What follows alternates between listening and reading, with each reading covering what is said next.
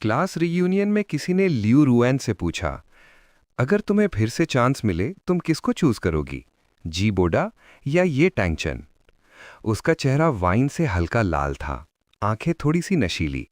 उसने धीरे से सांस ली और थोड़ा कंफ्यूज लगते हुए बोली, तब मुझ में इतना कॉन्फिडेंस नहीं था। मुझे लगा मेरा गरीब बैकग्राउंड चेंग दादा को नीचे खींच लेगा, इसलिए मैंने जी बोडा को मुझे छोटे छोटे फेवर से कंट्रोल करने दिया। वाह क्या बात बोली, अब तो बिल्कुल बदल गई है। मैंने ही उसे ग्रो करने में हेल्प की। मैं उसका सपोर्ट सिस्टम था। मैंने उसकी पूरी करियर को संभाला।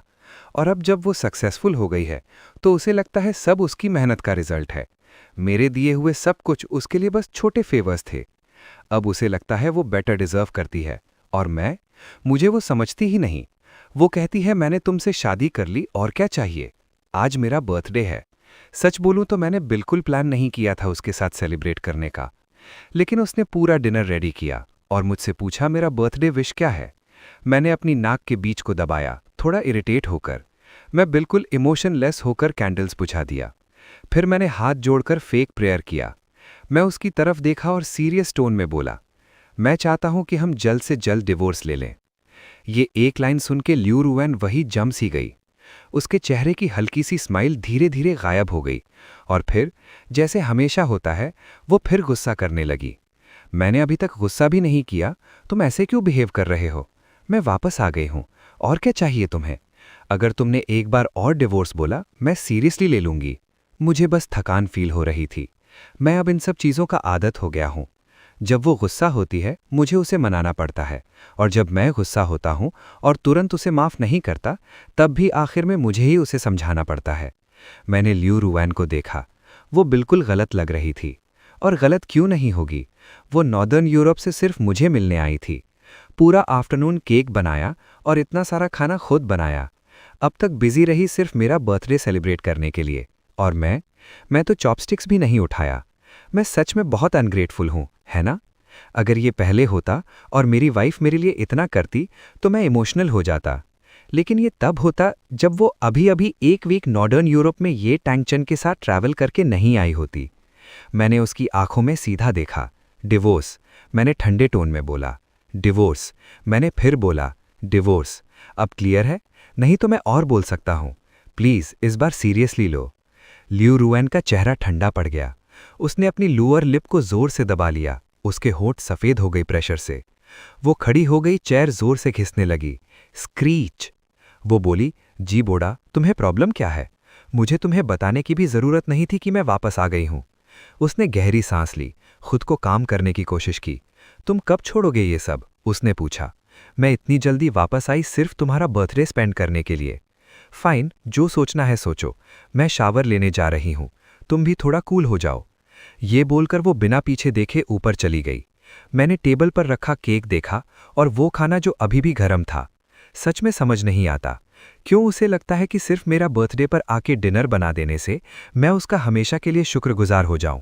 लेकिन जब उसका बर्थडे होता है, मैं जितना भी करूं, जितने गिफ्ट्स दूं, अगर एक भी चीज़ उसके हिसाब से ना हो तो वो तुरंत गुस्सा हो जाती है।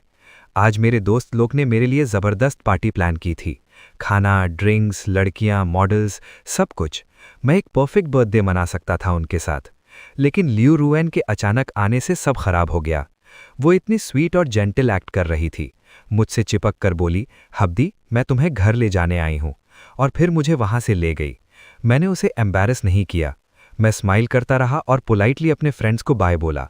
ये इसलिए नहीं कि मैं स्ट्रांग हूँ, बस इसीलिए क्योंकि मैं आदत हो गया हूँ एक्टिंग करने की। ये सब अब बस आदत बन चुकी थी। सीधा बिहेव करना, प्रॉपर एक्ट करना। लियू रुएन सेकंड फ्लोर पर शावर ले रही थी। मैं सोफा पर पीछे झुककर बैठा था, सिगरेट पीते हुए। जैसे ही मैं दूसरी सिगरेट जलाने वाला था, फोन बजने लगा। ये तंगचन का कॉल था। 30 सेकंड्स तक फोन बजता रहा। मैं चुपचाप उसे देखता रहा, पिक नहीं किया। मैंने सिगरेट का बट एस्ट्रे में दबा दिया और अपने लिए ड्रिंक डाला। फिर फोन फिर से बजा। फिर ये तंगचन। इस बार मैंने उठाया और स्पीकर पर डाल दिया। उसकी इरिटेटेड आवाज आई, रुएन कहाँ है? अपनी वाइफ को फोन दो। मैं चुप रहा।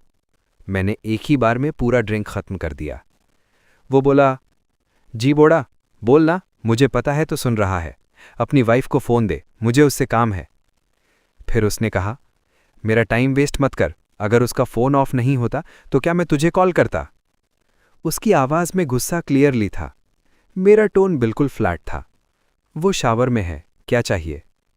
कुछ सेकंड्स के लिए वो चुप हो गया, फिर अचानक फट पड़ा। इतना डेस्परेट है क्या तू? जैसे ही वो वापस आई सीधा उसके पास भाग गया। बस वही चाहिए तुझे? तू एक टोटल लूजर है। इस बात पर मुझे हंसी आ गई। मैं बोला, मैं अपनी वाइफ के साथ हूं, लीगल है, पुलिस भी नहीं रोक सकती। तुझे इतनी प्रॉब्लम क्यों हो रही है? मैंने हल्का सा हंसा। या फिर तुझे जल रहा है? क्या तू चाहता था वो तेरे लिए प्योर रहे? वो तुरंत बोला, बकवास। फिर बोला, तेरे लिए लियू रुयान कोई देवी हो सकती है, पर मेरे लिए वो कुछ भी नहीं है, एक गिर चुकी फैमिली की निशानी है बस। खुद कर्ज में डूबा हुआ है, फिर भी इतना एटीट्यूड। मुझे उससे आर्ग्यू करने का मन ही नहीं था। मैं बोला, मेरा टाइम वेस्ट मत कर, क्या चाहिए तुझे? सीधा बोल, वरना मैं कॉल कट कर रहा हूं। कोड, ये तंगचंद चिल्लाया। पासकोड क्या है? नॉर्थ डिस्ट्रिक्ट वाला? इतने लंबे नंबर्स का कोड कौन याद रखता है? एक सेकंड। उस अपार्टमेंट का पासकोड रुयान ने सेट किया था। सेम उसके फोन का लॉक, सालों से चेंज नहीं किया। मैंने एक बार पूछा था, ये नंबर्स का मतलब क्या है? उसने नजर चुरा के बोला था, कुछ नहीं, रैंडम है, बस ऐसे ही डाल दिया। काफी टाइम तक मैंने उसकी बात मान ली। फिर एक दिन, पता नहीं क्यों, मैंने अपने फोन में T9 कीपैड पर वो नंबर्स टाइप किए। लेटर्स बने EITENG। बिना कुछ बोले मैंने कॉल कट कर दिया। फोन को साइड में फेंक दिया जैसे कोई बेकार चीज हो। जैसे ही मैं दूसरा ड्रिंक डालने लगा, रुयान बाहर आई, सिर्फ एक टॉवल में लिपटी हुई, बालों को सुखा रही थी। मैंने उसके सामने एक कॉन्ट्रैक्ट स्लाइड किया। वो क्या है? उसने कंफ्यूज होकर पूछा। डिवोर्स पेपर्स, मैंने कहा, साइन करो। रुयान ने ठंडी नजर से मुझे देखा। वो मुझे इग्नोर करके वाइन कैबिनेट की तरफ बढ़ने लगी। तब मैंने अचानक पूरा डिनर टेबल उलट दिया। बर्तनों के टूटने की आवाज सुबह की खामोशी में बहुत तेज गूंज उठी। रुयान का चेहरा गुस्से से लाल हो गया। तुम्हें प्रॉब्लम क्या है? वो चिल्लाई। सिर्फ इसलिए कि मैं ये तंगचंद के साथ ट्रिप पर गई थी तुम डिवोर्स चाहते हो? मैं थोड़ा हंसा, पर उसमें ताना था। तू समझती क्या है खुद को? इतनी इंपॉर्टेंट मत समझ खुद को। ये पेपर्स या तो अभी चुपचाप साइन कर या बाद में साइन करेगी, जब मैं तेरी रेपुटेशन खराब कर दूंगा। रुयान ने जोर से अपना होंठ दबा लिया और गुस्से में टॉवल जमीन पर फेंक दिया। तुम अनरीजनेबल हो, वो बोली। वो वापस ऊपर जाने लगी। तब मैंने बोला, ये तंगचंद का कॉल आया था। वो तुरंत रुक गई। मैंने कहा, उसका फोन तुमसे कनेक्ट नहीं हो रहा, उसे पासकोड नहीं पता, वो बाहर लॉक्ड है। रुयान बीच कदम पर ही जम गई। उसका चेहरा एकदम पैनिक से भर गया। तुमने पहले क्यों नहीं बताया? क्या तुमने उसे कोड दे दिया? मैं क्यों दूंगा उससे? मेरा टोन ठंडा और बिल्कुल अलग था। रुयान का ब्राव और ज्यादा सिकुड़ गया। चेंग बस हमसे हेल्प मांगने आया है, वो ऑलमोस्ट कंप्लेन करते हुए बोली। तुम ऐसे क्यों बिहेव कर रहे हो? वो जल्दी जल्दी ऊपर कपड़े बदलने भागी, लेकिन इस बार मैं उससे तेज था। मैं अचानक आगे बढ़ा और उसके पैर के नीचे से किक मार दी। वो गिरने से पहले ही मैं उसके ऊपर था। मैंने उसके दोनों हाथ पकड़कर दबा दिए। रुयान जोर जोर से स्ट्रगल करने लगी, गुस्से से भरकर। जी बोदा, तुम क्या कर रहे हो? मैं उसके बिल्कुल पास झुक गया। कॉन्ट्रैक्ट उसके गाल पर थपथपाया। साइन करो इन पेपर्स को, मैंने दबाव भरी आवाज में कहा, वरना तुम इस घर से बाहर नहीं जाओगी। तुम्हारा प्यारा चंग बाहर सड़ता रहे। इस बार रुयान कुछ देर के लिए चुप हो गई, फिर धीरे से बोली, जानते हो मुझे तुम्हारी सबसे बुरी बात क्या लगती है? तुम्हें बस वायलेंस यूज करना आता है। मैं कुछ बोल नहीं पाया। उसने मुझे जैसे कोई गंदा इंसान बना दिया, लेकिन सच ये भी था कि वो पूरी तरह गलत नहीं थी। हमारी कहानी सिंपल नहीं थी। उन दिनों में जब हम बिल्कुल गरीब थे, हम एक ही बिल्डिंग में रहते थे, बस अलग फ्लोर्स पर। फिर भी हम कभी बात नहीं करते थे। मेरे फादर एक वीक इंसान थे।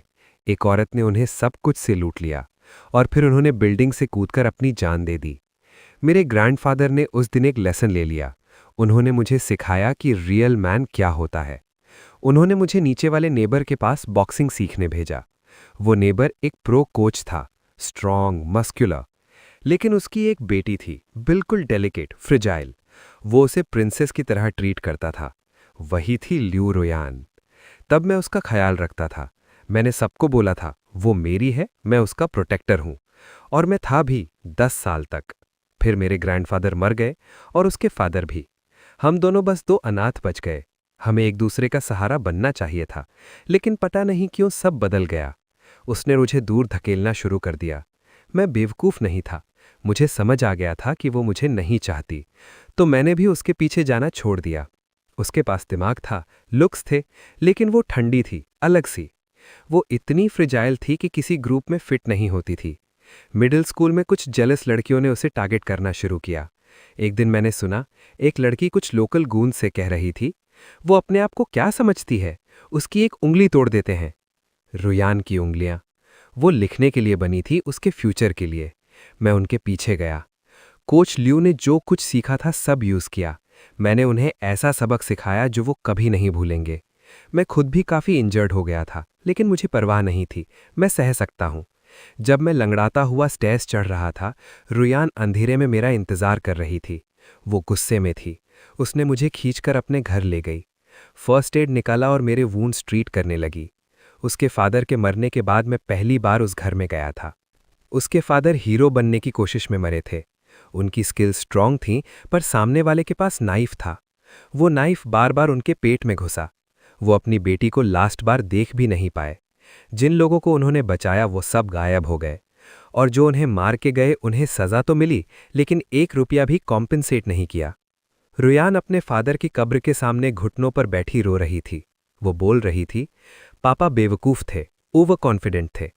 फिर उसने कहा, सबसे ज्यादा नफरत मुझे उन लोगों से है जो सिर्फ वायलेंस जानते हैं। और उस दिन के बाद उसने मुझसे बात करना बंद कर दिया। उस दिन जब वो मेरे हाथ के जख्म साफ कर रही थी, उसकी आवाज़ सॉफ्ट थी। उसने कहा, जी बोदा, मेरे लिए लड़ना बंद करो। आज तक ल्यू रुयान ने मुझे ऐसे ट्रीट नहीं किया था। इस बार वो इतनी गुस्से में थी कि उसने बिना सोचे समझे पेपर्स पर अपना नाम साइन कर दिया। फिर डिवोर्स एग्रीमेंट जमीन पर फेंक दिया। कपड़े पहने और बिना पीछे देखे डोर जोर से बंद करके चली गई। मैं आराम से सोया, बिल्कुल टेंशन फ्री। जब मन किया तब उठा। फिर मैंने मूवर्स को कॉल किया, मेरा सारा सामान घर से निकालना स्टार्ट करने के लिए। जब ल्यू रुयान वापस आई, तब मूवर्स एक बड़ा सा ऑयल पेंटिंग बाहर ले जा रहे थे। ये क्या कर रहे हो तुम लोग? किसने परमिशन दी इसे हाथ लगाने की? वो गाड़ी से उतरते ही दौड़ कर आई। उसका चेहरा गुस्से से भर गया था। वर्कर्स एक दूसरे को देखने लगे, कंफ्यूज्ड। मैं धीरे से बाहर आया। मैंने दी परमिशन, प्रॉब्लम? ल्यू रुयान ने अपना होंठ दबा लिया। जी बोदा, तुम पागल हो गए हो क्या? तभी एक और आवाज आई, वेट, ये पेंटिंग मेरी नहीं है क्या? यी टेंग चैंग गाड़ी से बाहर आया, पेंटिंग को देखकर खुश हो गया। रुयान, तुमने ही खरीदा था ना, मुझे बताया क्यों नहीं? ल्यू रुयान एकदम फ्रीज हो गई। उसने इंस्टिंक्ट से मेरी तरफ देखा। मैं हल्का सा मुस्कुराया। एक्चुअली ये मैंने खरीदा था। तब मैं अंधा था शायद, इस बकवास चीज पर लगभग 200 के उड़ा दिए। अब सोचता हूं तो घिन आती है। ये सब तब की बात है जब ल्यू रुयान का इन्फ्लुएंसर करियर बस स्टार्ट हो रहा था। मैं दिन भर काम करता था, फिर घर आके उसके स्क्रिप्ट्स लिखता, वीडियोज एडिट करता। मैं हमेशा थका हुआ रहता था, फिर भी उसके लिए टाइम निकालता था। एक दिन वो मुझे आर्ट गैलरी ले गई। मुझे आर्ट के बारे में कुछ पता नहीं था। मास्टरपीस और नॉर्मल चीज में फर्क भी नहीं समझता था। लेकिन मैंने नोटिस किया, वो एक पेंटिंग के सामने बहुत देर तक खड़ी रही। जाते वक्त भी उसकी नज़र उससे हट नहीं रही थी। तो मैंने पैसे उड़ा दिए और उस पेंटिंग को उसके बर्थडे पर गिफ्ट कर दिया। उसके बाद हम कई बार शिफ्ट हुए, घर बड़े होते गए, लेकिन वो पेंटिंग हमेशा साथ आई। मुझे लगा वह उसे इसलिए संभाल कर रखती है क्योंकि वो मेरा गिफ्ट है। जब तक वो हांगकांग नहीं गई थी कोलैब के लिए, यी टेंग चैंग के साथ। वहां उसने एक पेंटिंग बनाई और उसका सिग्नेचर बिल्कुल सेम था। उस मोमेंट में सब टूट गया, जैसे पूरी दुनिया एक सेकंड में बिखर गई हो। मैं काफी देर तक जमीन पर बैठा रहा, चेहरा सफेद, दांत इतने जोर से भींचे हुए कि मुंह में खून का टेस्ट आ रहा था। मेरी बात सुन के यी टेंग चैंग भड़क गया। वो दांत पीसकर मेरे तरफ आया। क्या प्रॉब्लम है तेरी, दोबारा बोल के दिखा। मैं हल्का सा हंसा। ये एक कचरा पीस है। Trash, complete trash. लो, 3 बार बोल दिया, अब क्या करेगा? वो पूरा गुस्से में था। ल्यू रुयान उसे रोकने की कोशिश कर रही थी, लेकिन वो कंट्रोल लूज कर रहा था। फिर अचानक थप्पड़। लियू रुयान ने उसे जोर से थप्पड़ मारा। ये तेंग चैंग शॉक में उसे देखने लगा। ये क्या था? तू किस साइड है? उसने उसे धक्का दिया और जाने लगा, लेकिन लियू रुयान ने उसका स्लीव पकड़ लिया, ऑलमोस्ट रिक्वेस्ट करते हुए बोली, हमें थोड़ी देर में डायरेक्टर वैंग से मिलना है, प्लीज काम हो जाओ, मैं सब एक्सप्लेन कर दूंगी, तुम गाड़ी में वेट करो। ये तेंग चैंग ने मुझे घूर के देखा, गुस्से से भरा हुआ, लेकिन फिर चुप हो गया। वो गाड़ी में बैठ गया। लियू रुयान कुछ बोलने वाली थी, लेकिन मैं उसे देखकर हल्का सा सार्कास्टिक स्माइल दिया। शायद उसे समझ नहीं आता, लेकिन मुझे सब पता है। तुम उसे रोक नहीं रही थी क्योंकि तुम डर रही थी कि मैं उसे हर्ट कर दूंगा। कितनी लॉयल प्रोटेक्टर हो ना, है ना? रिलैक्स, मैं उसे हाथ नहीं लगाऊंगा। मैं अपनी लाइफ किसी ऐसे कचरे के लिए बर्बाद नहीं करूंगा। लियू रुयान का एक्सप्रेशन एक सेकंड के लिए फ्रीज हो गया। वो थोड़ी हिचकिचा कर बोली, तुम क्या बोल रहे हो? मैं बस उसकी हेल्प कर रही हूं। हमारा पास्ट है। अपनी गंदी सोच हम पर मत डालो। मेरे दिमाग में बस एक ही वर्ड आया, फेक। मैं ठंडी सी हंसी हंसा। अच्छा, तो बात ये नहीं थी कि तुम उससे शादी नहीं करना चाहती थी। बात ये थी कि तुम उसके लायक नहीं थी। ये तेंग चैंग उस वक्त एक रिच लड़का था, जब मैं और लियू रुयैन दिन के सिर्फ 5 रुपए में गुजारा कर रहे थे। उसके एक जूते की प्राइस ही 30K थी। ऐसे हाई सोसाइटी के लड़के से हमारा कभी मिलना भी नहीं चाहिए था। लेकिन उस साल वो हमारे स्कूल ट्रांसफर हो गया, फाइनल ईयर के लिए। गोल्डन बॉय, पैसा, स्टाइल, सब कुछ। और उसने सीधा लियू रुयान को टारगेट किया। हे, क्या मैं तुम्हारे पास बैठ सकता हूं? रुयान बस घूर कर रह जाती। ये प्रॉब्लम सॉल्व करने में हेल्प करोगी? मैं बिजी हूं, वो सीधा बोल देती। रुयान, मुझे तुम पसंद हो। मुझे तुम पसंद नहीं हो। बार बार रिजेक्ट होने के बाद उसका ईगो हर्ट हो गया। फिर उसने उसे बुली करना स्टार्ट किया। उसके एग्जाम पेपर्स पर पानी गिराना, खाने पर सूप गिराना, उसके चीप कपड़ों का मजाक बनाना और उस पर चोरी का इल्जाम लगाना। रुयान ने मुझे बोला था इंटरफियर मत करो, लेकिन मैं गया उसके पास। मैंने यी तेंग चैंग को वार्न किया, उससे दूर रहे, वरना पछताएगा। उस दिन रुयान मुझ पर फट पड़ी। उसने मुझे फोर्स किया उससे माफी मांगने के लिए और खुद उसे हॉस्पिटल ले गई। उसने कहा, यी तेंग चैंग को छूना मत, समझ नहीं आता? हमें बस एंड्योर करना है जब तक हम स्ट्रांग ना हो जाएं। मुझे लगता था वो उससे नफरत करती है, लेकिन इंसान सिंपल नहीं होते। प्योर लव या प्योर हेट जैसा कुछ नहीं होता। दोनों मिक्स होते हैं, एक टॉक्सिक मिक्स। लियो रुयान ने कुछ नहीं बोला। वर्कर्स अपना काम खत्म करके चले गए। वो बस इतना बोली, फाइन, जो करना है करो। तो मैंने भी सीरियसली ले लिया।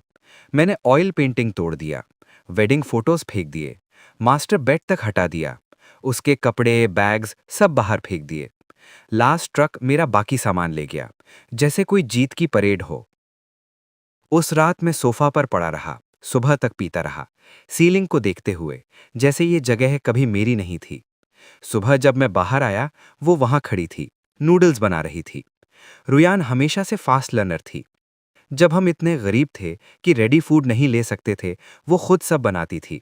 सब्जी, फ्राई, सूप, सब। और सब फर्स्ट ट्राई में टेस्टी। मैं बिल्कुल उल्टा। वो कहती, रेसिपी फॉलो नहीं कर सकते क्या? मैं कहता, एक प्याज कम है तो क्या हुआ? वो सिंपल बातें भी सीरियस लेती थी। वो दिन मैसी थे लेकिन जिंदा थे।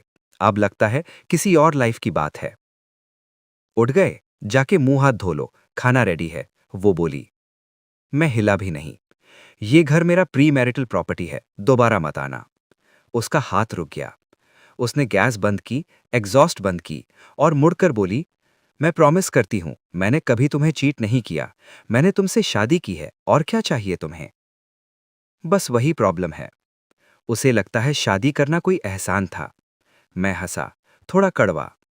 सॉरी, इतना बड़ा बोझ बन गया मैं? 18 साल की एज में हम कॉलेज गए। रुयान फैशन डिजाइन पढ़ती थी, साइड में सोशल मीडिया मॉडलिंग करती थी। मैं इतना क्रिएटिव नहीं था। मैं सस्ते माल खरीद कर बेचकर प्रॉफिट के लिए करता था। फिर पर्सनल ट्रेनर बन गया। सेकेंड ईयर तक उसके फॉलोअर्स बढ़ने लगे। उसके बड़े प्लान्स थे। मैंने कैंपस के बाहर जगह लेके जिम खोला, अपना बॉस बन गया।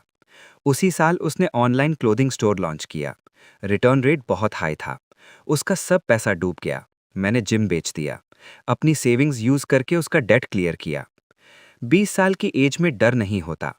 उसने कहा, मैं तुम्हें कभी डिसअपॉइंट नहीं करूंगी। मैंने कहा, मैं तुम्हें अच्छी लाइफ दूंगा। ग्रेजुएशन के बाद मैंने कोडिंग शुरू की, सॉफ्टवेयर डेवलप किया, पार्टनर्स के साथ बिजनेस स्टार्ट किया। उसने लाइव स्ट्रीम सेल्स चालू करना चाहा। उसे पैसे चाहिए थे। मैं फिर उसके लिए खड़ा हो गया, अपनी बेस्ट स्ट्रैटेजीज दी। 5 साल बाद उसने अपना एम्पायर खड़ा कर दिया। इन 7 सालों में मैं उससे पहले 3 साल तक ऑलमोस्ट पूरी तरह सपोर्ट करता रहा। आखिरी 2 सालों में वो सक्सेसफुल हो गई, एक गर्ल बॉस टाइप लाइफ जीने लगी। एक बार हाई स्कूल रीयूनियन में ट्रूथ और डेयर चल रहा था। रुयॉन ने ट्रूथ चूज किया। क्वेश्चन आया, अगर तुम्हें फिर से चांस मिले, तुम जी बोडा को चूज करोगी या यी तैंग चैन को? मेरा पूरा बॉडी टाइट हो गया था, दिल एक सेकंड के लिए रुक सा गया। लेकिन रुयॉन ने बिना सोचे सीधा मेरा हाथ पकड़ा और बोली, जी बोडा, ऑब्वियसली मैं अपने हस्बैंड को 100 बार चूज करूंगी। उसकी बेस्ट फ्रेंड ने पूछा, सच में? कुछ लड़कियां रूफटॉप पर बात कर रही थी। रुयॉन अपना फोन नीचे भूल गई थी। मैं उसका फोन देने ऊपर गया और वही सब सुन लिया। यी तैंग चैन को अपने लेवल की लड़की चाहिए थी, मैं कुछ नहीं थी, हमारा फ्यूचर ही नहीं था। एक लड़की ने पूछा, और जी बोडा? रुयॉन बोली, वो अच्छा इंसान है शायद, पर कैसे बोलूं? उस वक्त मेरा सेल्फ एस्टीम इतना लो था कि वो छोटे छोटे फेवर्स से मुझे इजीली कंट्रोल कर लेता था। उस मोमेंट को याद करके अभी भी अजीब लगता है। मुझे यकीन नहीं होता मैं खुद वहां खड़ा था और ये सब सुन रहा था, जैसे मैं कोई ऑडियंस हूं और किसी ड्रामा का सीन देख रहा हूं। न दर्द, न इंसल्ट, बस एक खालीपन। मैं उससे कन्फ्रंट भी नहीं किया, बात भी नहीं उठाई। अगले 3 महीने बिल्कुल नॉर्मल गुजरे, इतने नॉर्मल कि मुझे याद भी नहीं मैं क्या कर रहा था। तुम सोच रहे होगे क्यों? मुझे भी समझ नहीं आया था पहले। बाद में पता चला एक टर्म होता है, डिसोसिएशन। जब दर्द हद से ज्यादा हो जाता है, दिमाग खुद को बचाने के लिए इमोशन कट कर देता है, जैसे एक स्विच ऑफ हो जाता है। शायद मेरे साथ भी वही हुआ। मेरे ग्रैंडपा कहते थे, जिंदगी घास की तरह जीनी चाहिए, चाहे कितना भी कुचल दिया जाए, जब तक जान है तो दोबारा खड़ा हो सकता है। मैंने खुद को दोबारा बनाना स्टार्ट किया। पहले बॉडी, फिर स्किल्स, फिर माइंडसेट। जिम गया, बॉक्सिंग की, कॉम्पिटिशन्स में गया, फिर काम में घुस गया, बिजनेस को एक्सपैंड किया। मैं पहले एम्बिशियस नहीं था। पहला स्टार्टअप सक्सेसफुल होने के बाद मैं सेटल हो गया था, अर्ली रिटायरमेंट तक सोच ली थी। लेकिन अब मैं और बिजी हो गया। वो अंदर का खालीपन धीरे धीरे खत्म हो गया। सच बोलूं, जब पैसे आ जाते हैं ना, लाइफ सिंपल हो जाती है। बस और पैसा कमाओ। 2 साल से कम टाइम में मेरा नया बिजनेस 5x ग्रो कर गया। और जब एक आदमी फुल स्पीड में आता है तो उसका माइंडसेट भी आग की तरह फैलता है। अपना एम्पायर बनाना मुश्किल नहीं लगता। उसी वक्त मैंने डिसाइड किया, लियू रुयॉन को अपनी लाइफ से कट करना है। हर कनेक्शन तोड़ दिया। फिर मैंने उससे सीधा बोला, मुझे बस थोड़ी सी पीस चाहिए। हम वो लोग हैं जो स्ट्रगल में साथ रह सकते हैं, लेकिन सक्सेसफुल होने के बाद एक दूसरे को टॉलरेट नहीं कर सकते। तुम्हारा और यी तैंग चैन के बीच जो भी है, जो करना है करो, मुझे बीच में मत लाओ। हम डिवोर्स ले रहे हैं, मैं सीरियस हूं। कल सिविल अफेयर्स ब्यूरो में मिलते हैं। अब मेरे घर से निकल जाओ। मेरे हर वर्ड के साथ उसका गुस्सा बढ़ता गया। वो चिल्लाई, मैंने 1000 बार बोला है मेरे और यी तैंग चैन के बीच कुछ नहीं है। तुम्हें और क्या करना पड़ेगा मुझे बिलीव करने के लिए? इमोशंस कंटेजियस होते हैं। मैं पहले काम था, लेकिन उसका चिल्लाना मुझे इरिटेट करने लगा। मैंने उसके वेब ड्रामाज याद किए जो वो यी तैंग चैन के साथ करती थी। मैं बोला, तुम्हें लगता है मैं इतने टाइम से टॉलरेट कर रहा हूं क्योंकि मेरा पेशेंस अच्छा है? सच तो ये है, मुझे उस पर तरस आता है। यी तैंग चैन के लिए इजी नहीं होगा। रियल लाइफ में सीईओ बनने का रोल नहीं मिल रहा ना उसे। तो अब क्या रियल लाइफ में सीईओ नहीं बन पा रहा, इसलिए चीप ड्रामाज में सीईओ का रोल प्ले कर रहा है? मैं ठंडी आवाज में बोलता रहा। काफी कड़वा लगता होगा ना, एक टाइम का क्राउन प्रिंस अब पैसे के लिए झुक रहा है। फिर मैंने सीधा उसकी तरफ देखा। पर सोचो, अगर मैं उसका ये लास्ट चांस भी बर्बाद कर दूं? अगर मैं तुम दोनों का छोटा सा अफेयर पब्लिक कर दूं? मैंने कुछ नहीं किया, लियू रुयान जल्दी से बोली। मैंने उसे बीच में ही रोक दिया। एक्सक्यूजेस मत दो। अगर कल ब्यूरो में नहीं दिखी तो पब्लिक को सब एक्सप्लेन करना। लियू रुयान 2 घंटे पहले चली गई। 2 घंटे बाद ये तंग चैन का कॉल आया। बस एक एड्रेस बोला और कहा आके बात करो। कॉल सिर्फ 5 सेकंड का था। मैं काफी देर तक स्क्रीन देखता रहा, फिर उसका नंबर ब्लॉक करके डिलीट कर दिया। लेकिन वो आदत से मजबूर था, एंटाइटल्ड। सीधा मेरी कंपनी पहुंच गया। ऑफिस में घुसते ही चिल्लाया, जी बोडा को बुलाओ। मेरा असिस्टेंट मुझे जिम में कॉल करता है। मैं वार्म अप कर रहा था। सर क्या करें, उसने पूछा। मैंने बोला इग्नोर करो। फिर मैंने लियू रुयान को कॉल किया। उसने उठाया नहीं। मैं हंसा, थोड़ा तीखा। फिर मैंने उसके असिस्टेंट को कॉल किया। सर सब ठीक है, उसने पूछा। मैंने बोला लियू रुयान को बोलो अपने ये तंगचेन को कंट्रोल में रखे। अगर फिर ड्रामा किया मैं सब लीक कर दूंगा। कुछ मिनट बाद ये तंगचेन गुस्से में ऑफिस से बाहर निकला। जाते जाते मेरा कॉफ़ी मग भी तोड़ दिया। सच कहूं मुझे पता था वो क्या बोलता। वही पुरानी बातें, मैं लूज़र हूं, वो लियू रुयान को टच भी नहीं करेगा और मेरा दिमाग गंदा है। झूठ को बार बार बोलो, एक टाइम बाद खुद ही सच लगने लगता है। अगले दिन सुबह 8 बजे मैं सिविल अफेयर्स ब्यूरो पहुंचा। 30 मिनट वेट किया, वो नहीं आई। मैंने कॉल किया। मैं कुछ बोलता उससे पहले ही उसकी अनॉयड आवाज़ आई। मैं शूटिंग में हूं, वेट करो। मैं और 1 घंटा वेट करता रहा। बस फटने ही वाला था, तब लियू रुयान आई। लेकिन अकेली नहीं, गाड़ी से 2 लोग उतरे। मैं देखता रहा। ये तंगचैन भी साथ उतर रहा था। वो इरिटेटेड लग रहा था। उसने उसके लिए डोर खोला और बोला, मुझे समझ नहीं आता इतनी जल्दी क्यों है। तुम्हारा एंकल स्प्रेन्ड है, दर्द हो रहा है क्या, दिखाओ। वो उसके पास झुकने लगा, लेकिन लियू रुयान ने उसे पुश कर दिया और मेरी तरफ देखा। मेरा एक्सप्रेशन शायद काफ़ी डार्क था क्योंकि उसने अपना होंठ दबा लिया। बस दर्द नहीं है, वो बोली। तुम्हें जी बोड़ा से कुछ कहना था ना। ये तंगचैन फ्रीज हो गया। उसका साइड प्रोफाइल देख के भी लग रहा था अंदर से हिल गया है। फिर वो मेरे पास आया।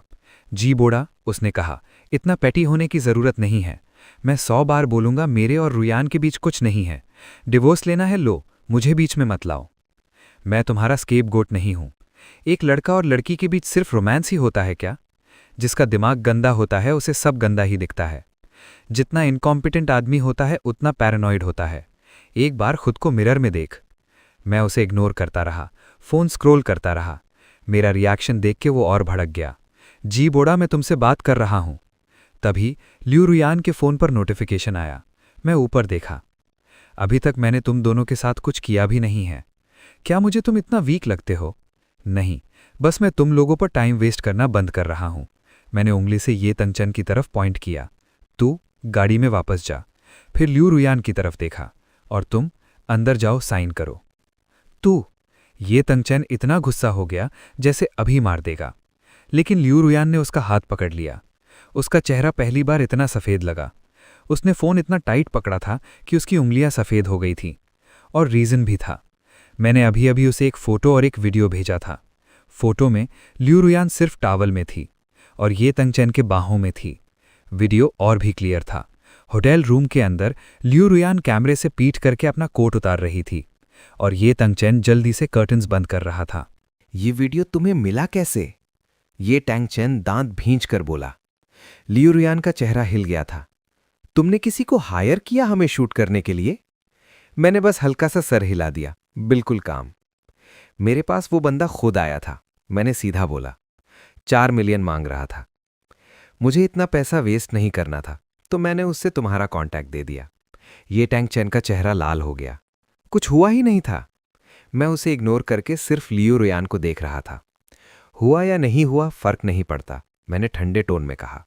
अगर कुछ नहीं हुआ होता तो तुम 4 मिलियन क्यों देते?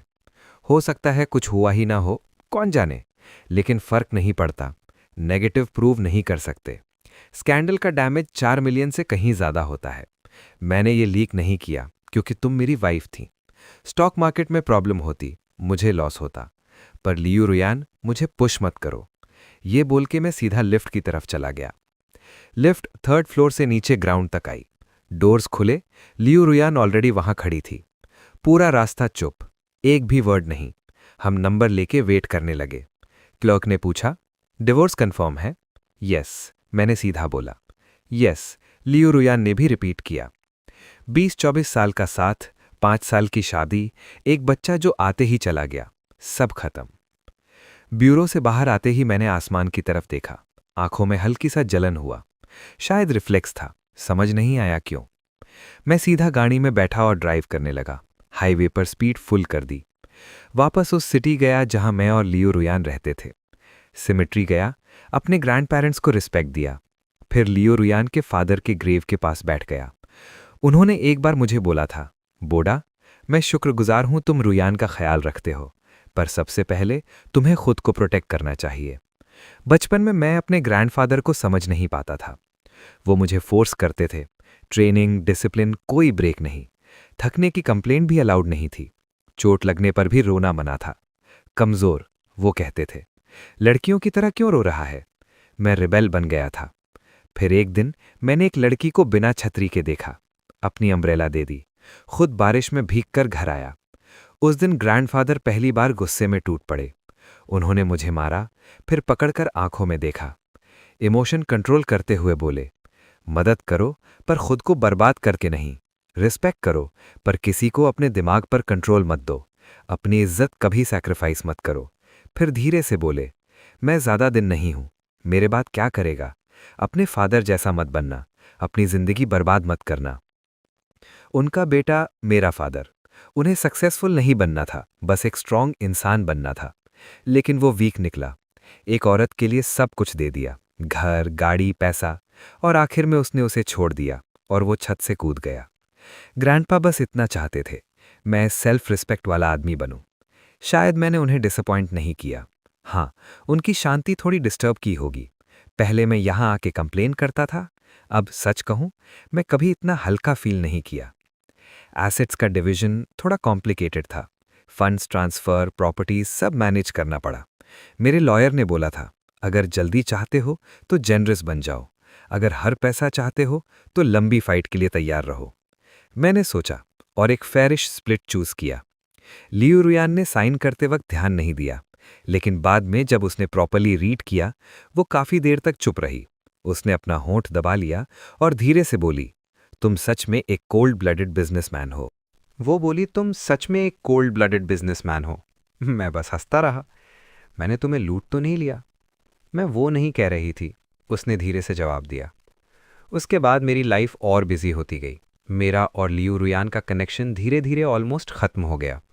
ये थिंग चैन भी उस ड्रामा प्रोडक्शन में आ गया। सुनने में आया वो सेट पर रोज बॉस बनना चाहता है, जैसे पैसा उसने लगाया हो। ये सब मुझे चेनजे ने बताया ड्रिंक्स के टाइम। वो मेरा पुराना क्लासमेट था और आयरॉनिकली उस प्रोजेक्ट का इन्वेस्टर भी। चेनजे ने साय लेकर बोला, ये थिंग चैन पहले लियू रुयान को बुली करता था ना? फिर ये दोनों इतने क्लोज कैसे हो गए? मैंने ग्लास से एक सिप लिया।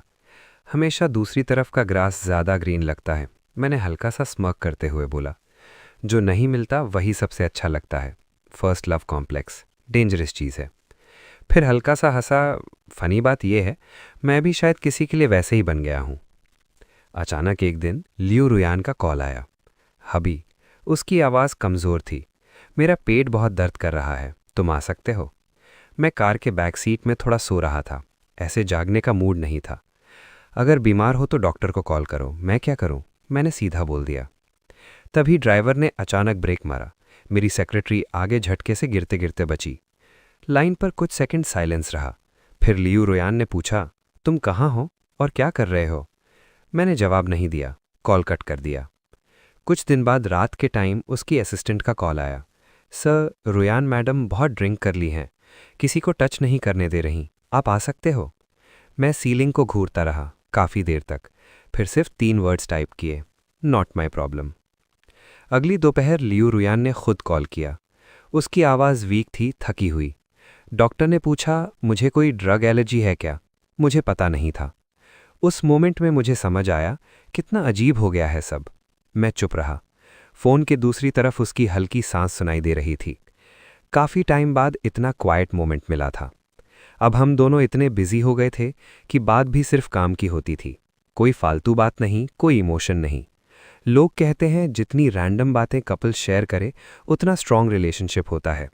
शादी क्या होती है? एक दूसरे के साथ टाइम वेस्ट करना बिना किसी रीज़न के। पर हमारे लिए वो सिंपल चीज़ भी लग्जरी बन गई थी।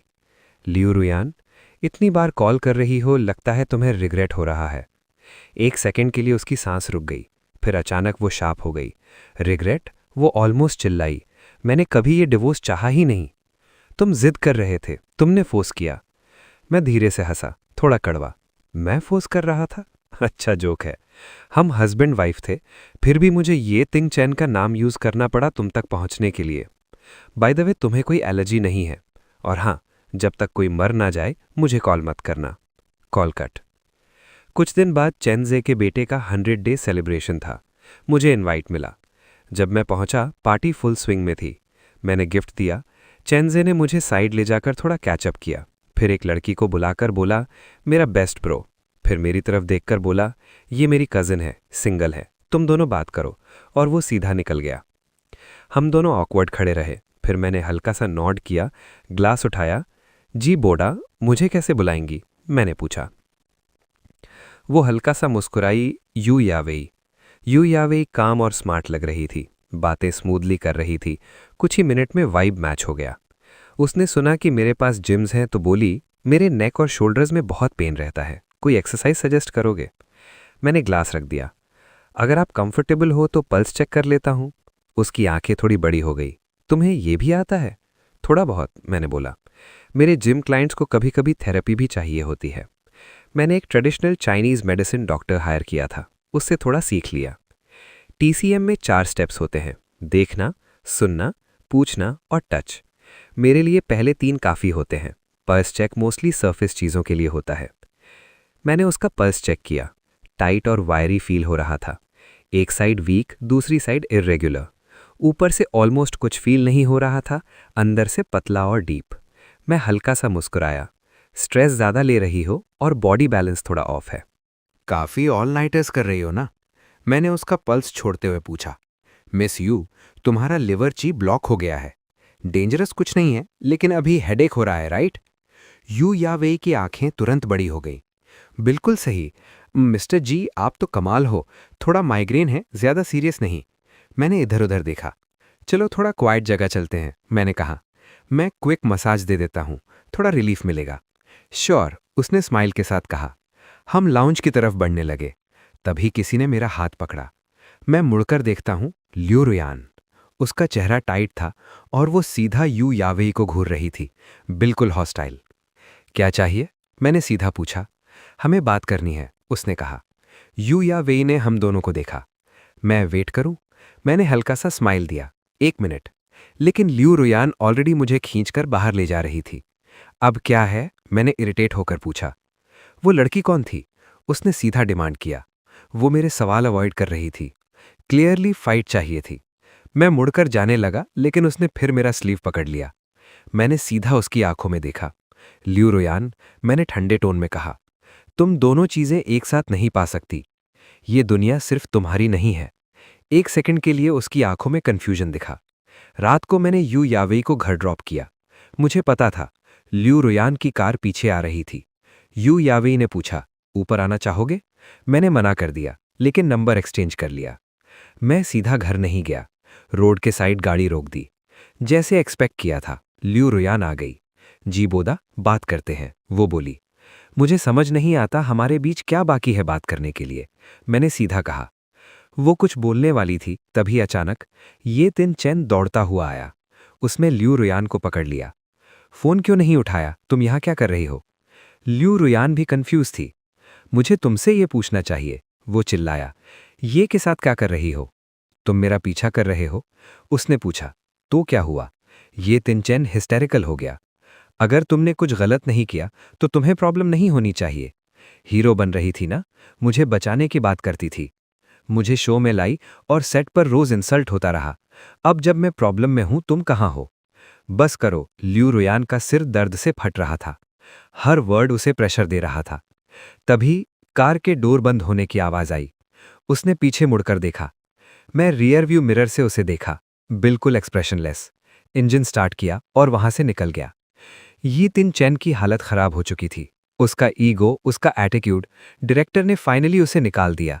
वो कंट्रोल लूज करके डायरेक्टर से ही फाइट कर बैठा। मेरे पास क्लियर फोटोज आ गए। मैंने फोन पर सीधा बोला, पोस्ट करो। पहले वेग रखो, लोग खुद गैस करेंगे। मुझे पता था डिवोर्स इजी नहीं होता, इसलिए मुझे ये हिट स्ट्रॉन्ग बनाना था। परफेक्ट टाइमिंग थी। जल्दी ही न्यूज़ ट्रेंड होने लगी। एक एक्टर का सेट पर मेल्ट डाउन।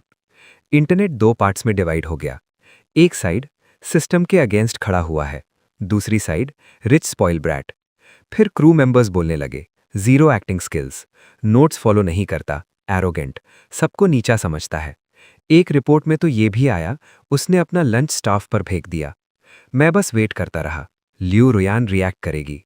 24 घंटे गुजर गए, कुछ नहीं। तो मैंने सेकंड मूव किया, एक फोटो ड्रॉप की।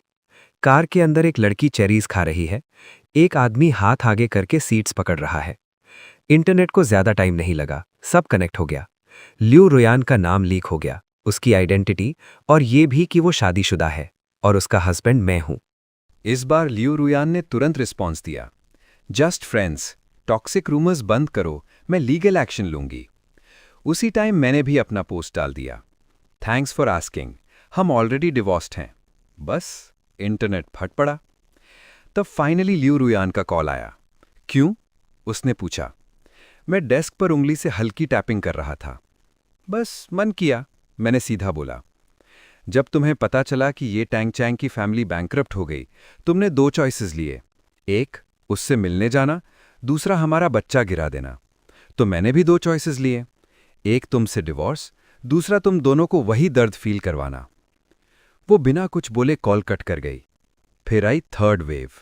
एक वीडियो, लियू रुयान और ये टैंग चैंग एक ही होटल में एंटर करते हुए, पूरी रात रुकते हुए। चीटिंग, अफेयर, ड्रामा, लोगों को बात करने का मौका मिल गया। पर यह सब उन्हें बर्बाद करने के लिए नहीं था, सिर्फ उतना दर्द देने के लिए जितना मैंने फील किया था। उस दिन मुझे एक प्रीनेटल रिपोर्ट मिली थी, छुपी हुई। तब पता चला वो प्रेग्नेंट थी। और उसी वक्त ये टैंग चैंग की फैमिली क्रैश हो गई। जब लियू रुयान ने यह सुना, उसने बिना सोचे फ्लाइट बुक कर ली। वो दिन मेरे ग्रैंडफादर की डेथ एनिवर्सरी थी। मैं अंदर से बिल्कुल खाली हो गया था। मैंने उससे पूछा, श्योर हो तुम्हें जाना ही है? वो इरिटेट हो गई। मैं उसे मरने के लिए छोड़ नहीं सकती ना। मरने के लिए? मर कौन रहा था? सिर्फ वो बच्चा, जिसे उसने रखना जरूरी नहीं समझा। एक स्कैंडल ने सब कुछ उलट दिया। लियू रुयान पब्लिक एनिमी बन गई, ब्लैकलिस्टेड, उसका ऑनलाइन स्टोर बंद, करियर ऑलमोस्ट खत्म। और ये टैंग चैंग के पास भागने की जगह नहीं बची। वो मेरे पास आया। जी बोदा, तुम हद पार कर रहे हो, तुम लोगों को तोड़ रहे हो। मैं तुमसे कम क्या हूं, बस तुम लकी थे।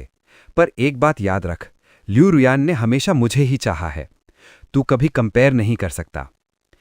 मैं उसका गुस्सा भरा चेहरा देखकर हंसा। इसीलिए वो तुम्हें टच भी नहीं करने देती? मैंने ताना मारा। मुझे पता है उसने तुम्हें रिजेक्ट किया ना। वो सीधा दिल पर लगा। वो गुस्से में पंच मारने आया। मैं हिला भी नहीं। जैसे ही वो पास आया, मैंने सीधा उसके नी पर किक मारा। ये टैंग चैंग चीख कर नीचे गिर गया। उसका चेहरा सफेद पड़ गया। तुमने मुझे मारा? वो हाफते हुए बोला। कौन मारा? मैंने ठंडे टोन में कहा। मुझे लगा तुम घुटनों पर माफी मांग रहे हो। जी बोदा तू। वो बोल ही रहा था, मैंने एक चेयर उठाई और उसके कान के पास रोक दी। वो डर के मारे जम गया। उसकी आंखों में सिर्फ डर था। मैं बिल्कुल एक्सप्रेशनलेस था। गुस्से में अपनी स्ट्रेंथ कंट्रोल नहीं होती। मैंने धीरे से बोला, टेस्ट मत करो। जब लियू रुयान फाइनली आई, ये टैंग चैंग अभी भी घुटनों पर था, पूरा टूट चुका। वो उसकी तरफ रेंगा, लेकिन लियू रुयान जाइड हो गई। उसने बस हाथ से सिग्नल दिया, असिस्टेंट ने उसे वहां से हटा दिया। वो गुस्से में था, पर अब चुप। लियू रुयान मेरी तरफ देखी। उसकी हालत खराब थी, चेहरा सफेद, आंखों के नीचे डार्क सर्कल्स, पूरी थक चुकी। सच बोलूं तो उसे ऐसे देखकर मुझे थोड़ा सुकून मिला। काफी टाइम बाद सब कुछ सही लग रहा था। वो मुझे बहुत अच्छी तरह जानती थी। उसने नीचे देखा और खुद पर हंसता हुआ बोली, तुम मुझे इतना हेट करते हो? मैं चेयर पर बैठा पेन घुमा रहा था। नहीं, मैंने सीधा बोला, इतना डीप नहीं है। बस तुम मुझे घिन देती हो। पहले मैं उसे हेट करता था, लेकिन बाद में समझ आया हेट भी एक स्ट्रांग इमोशन है, और मेरे पास अब वो भी नहीं बचा, सिर्फ रिपल्शन। लियू रुयान क्लियरली हर्ट हो गई थी। उसका हाथ हल्का सा कांप गया, आवाज भी भर्रा गई। मेरा कभी तुम्हें धोखा देने का इरादा नहीं था, उसने धीरे से कहा। मैटर क्या करता है? मैंने ठंडे टोन में जवाब दिया। आखिर में तुम ये टैंग चैंग के साथ ही होगी। मैं नहीं होंगी, उसने तुरंत कहा। उसकी आवाज में कॉन्फिडेंस था, या शायद जिद। मैं बस हंसा, थोड़ा ठंडा, थोड़ा बेपरवाह। मुझे फर्क नहीं पड़ता, निकल जाओ। उसकी आवाज हिल गई। हबी, चले जाओ, मैंने तेज बोल दिया। सच कहूं, मुझे भी नहीं पता था कि वो उसे कभी टच करने देगी या नहीं।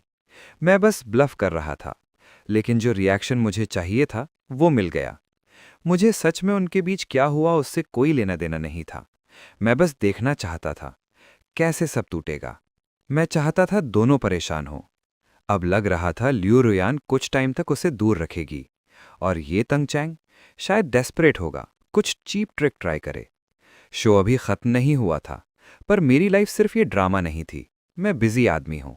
इस बीच मैंने यू याओ वे के साथ 2 डिनर डेट्स भी किए। चेन जे ने मैसेज भेजा, तू मेरा साला बनने वाला है क्या? मैंने रिप्लाई किया, क्वेश्चन मार्क। ओवरथिंक मत कर, बस फ्रेंड्स हैं। ऑफकोर्स कोई बिलीव नहीं करता। आज फिर मैंने यू याओ वे को ड्रॉप किया। उसने पूछा, ऊपर आओगे, एक ड्रिंक? मैंने स्माइल किया, सिर हिला दिया, नहीं, काम बहुत है, ऑल नाइटर लगाना है। मैं बेवकूफ़ नहीं हूं। 30s का डिवोर्स्ड आदमी और एक यंग लड़की इतनी फॉरवर्ड हो, यूजुअली कोई ना कोई रीज़न होता है। 1.5 घंटे बाद में घर पहुंचा, लिफ्ट से बाहर आया और देखा लियू रुयान मेरे डोर के पास बैठी थी, जमीन पर झुकी हुई, पैर अपने पास खींचकर। बिल्कुल टूटी झुकी लग रही थी।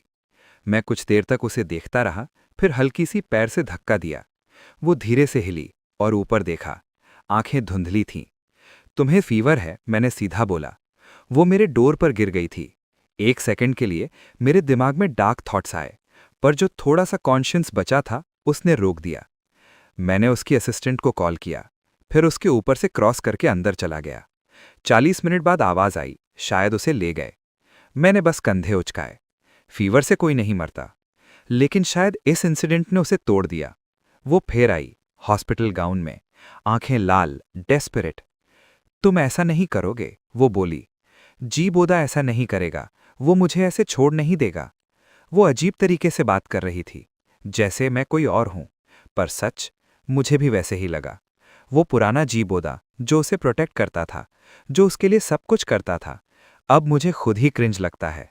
पर वो मैं ही था, और आज मैं उस वर्जन को समझ भी नहीं पाता। फिर भी मैंने नीचे देखकर हल्का सा स्माइल दिया। सब खत्म हो गया लियू रुयान, मैंने कहा। अब वापस कुछ नहीं हो सकता। वो टूट रही थी, उसकी सांसें हैवी थीं, आंखों में दर्द क्लियरली दिखता था। मैं यी तंग शान से कभी कांटेक्ट नहीं करूंगी, उसने कहा। मैं उससे नहीं मिलूंगी, जैसे वो मुझे प्रूव करना चाहती थी, पर वो झूठ बोल रही थी। अगले ही दिन यी तंग शान ने मुझे एक फोटो भेजा।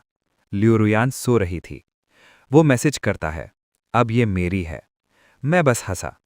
यी तंग शान खत्म हो चुका है, और लियू रुयान? मैं सोचता था वो अलग है, इंडिपेंडेंट है, पर अब एक ही हर्ट फिट बैठता है, फेक। वो हमेशा एक्ट करती रही जैसे उसे यी टैंग शान से नफरत हो। उसका कन्फेशन रिजेक्ट किया, पर अंदर ही अंदर सालों से उसी को चाहती रही। क्या वो बस रोमांटिक थी? अगर सच में होती तो मेरे साथ नहीं रहती।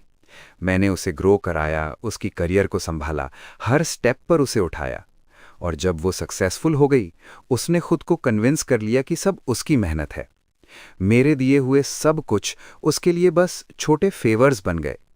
मेरे दिए हुए लाइफ को एंजॉय करती रही और दिल में किसी और के लिए जगह रखी। तो फिर वो एक्चुअली प्यार किससे करती थी? मैं पहले सोचता था, फिर समझ आया, शायद किसी से नहीं। वो सिर्फ खुद से प्यार करती है। और यी टैंग शान, एक स्पॉइल्ड लड़का जो हार बर्दाश्त नहीं कर सकता।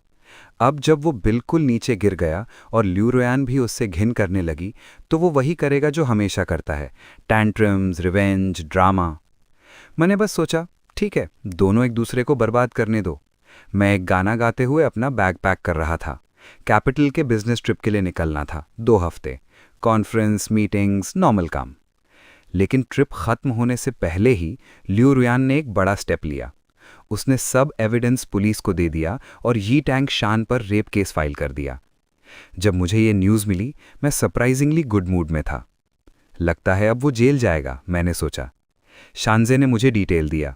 जब तक मैं वापस आया, यी टैंग शान ऑलरेडी कस्टडी में था।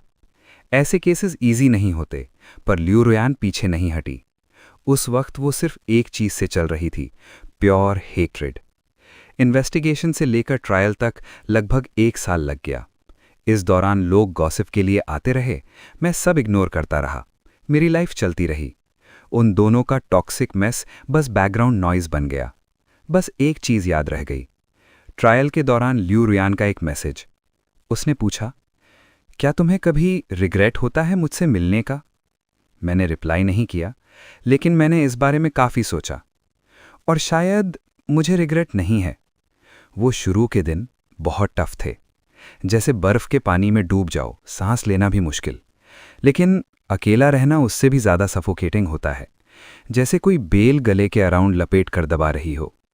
तब मुझे बस किसी की ज़रूरत थी, कोई जो पास बैठ जाए, रैंडम बातें करे और लाइफ थोड़ी सी ईजी लगने लगे। वो आगे जाके गलत निकली, उसने जो किया वो आज भी चुभता है, लेकिन उस वक्त जो कंपेनियनशिप था वो सच था। उसकी प्रेजेंस उस वक्त मेरी सांस लेने की जगह थी। तो फिर रिग्रेट किस बात का? कुछ टाइम के लिए ही सही, वो मेरी जिंदगी को थोड़ा कम कड़वा बना देती थी। दी एंड। कहानी का एंड फ्लैशी या ड्रामेटिक नहीं है, पर रियल है। जी बोडा ने सब कुछ कंट्रोल कर लिया, career, emotions, situation, even revenge. पर एंड में जो बचा वो ना जीत जैसा लगता है ना हार जैसा। बस एक चीज क्लियर है, कुछ लोग तुम्हारी लाइफ में आते हैं, तुम्हें तोड़ते भी हैं और बनाते भी। लियू रुयान उसके लिए दोनों थी, पेन भी और एक वक्त पर रीजन टू सर्वाइव भी। और शायद इसीलिए न पूरा प्यार बचा न पूरी नफरत, सिर्फ एक थोड़ा सा खाली स्पेस जहां यादें रहती हैं, थोड़ी गर्म, थोड़ी चुभने वाली। जिंदगी आगे बढ़ गई, पर जो था वो सच था, बस वही काफी है।